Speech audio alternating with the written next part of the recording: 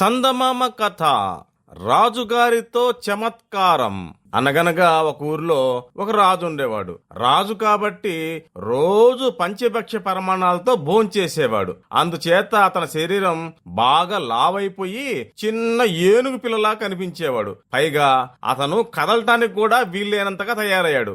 ఎలాగైనా సరే తన శరీరం మునుపట్లాగా సన్నగా చేయించుకోవాలని అతనికి బుద్ధి పుట్టింది. దానికేమైనా మందులుండకపోవా అని ఆలోచించి తన రాజ్యంలోని వైద్యులందరినీ పిలిపించి వారిని తనకు మందు ఇవ్వమన్నాడు. తన శరీరాన్ని సన్నగా చేస్తే 1000 బంగారు నాణేలు బహుమానం ఇస్తానన్నాడు.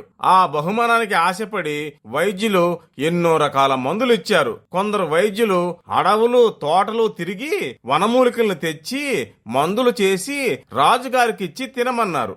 రాజుగారు వాటన్నిటిని తిన్నారు. కానీ శరీరం మాత్రం మునుపట్లాగానే ఉంది. దాంతో రాజుగారి కోపం వచ్చి ఆ వైద్యులందరినీ కారాగారంలో వేయించాడు. ఇంత చూసి కూడా ఒక గడుసు వైద్యుడు రాజు దగ్గరికి వచ్చాడు. రాజు సభలో ఉండగా రాజు ఎదుటికి వచ్చి, రాజా, ఇక నీ శరీరం సన్నబట్టం కాదు కదా, నువ్వు 6 నెలల్లో చచ్చిపోతావు అని గట్టిగా చెప్పాడు. ఇది విని సభలో వాళ్ళంతా ఆశ్చర్యపోయారు. రాజు కోపం వచ్చింది. వెంటనే భటుల్ని పిలిచి అతన్ని బంధించమన్నాడు. రాజు అతన్ని చూసి, నువ్వు చెప్పినట్టు 6 మాసాల్లో నేను చచ్చిపోకపోతే నిన్ను చంపించేస్తాను అన్నాడు. వెంటనే భటులు అతన్ని కారాగారంలో వేశారు. అప్పటి నుంచి రాజుకు రాత్రుళ్ళు నిద్ర పట్టడం లేదు. వైద్యుడు చెప్పిన మాటలు మాట మాటకి జ్ఞాపకం వస్తున్నాయి. నేను నిజంగానే 6 నెలల్లో చచ్చిపోతానేమో అని బెంగ పట్టుకుంది.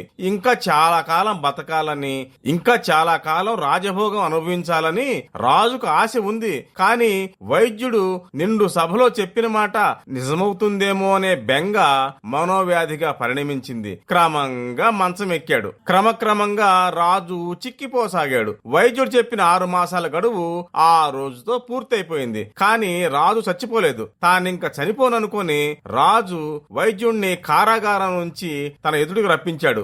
ఈ వాళ్లతో పాపం వైద్యుడి పని సరి అని సభలోని వారంతా అనుకున్నారు. రాజు వైద్యుడిని చూసి, నువ్వు చెప్పిన 6 మాసాలు నేటితో తీరిపోయాయి. కానీ నేను చావలేదు కనుక నిన్ను చంపించేస్తున్నాను అన్నాడు.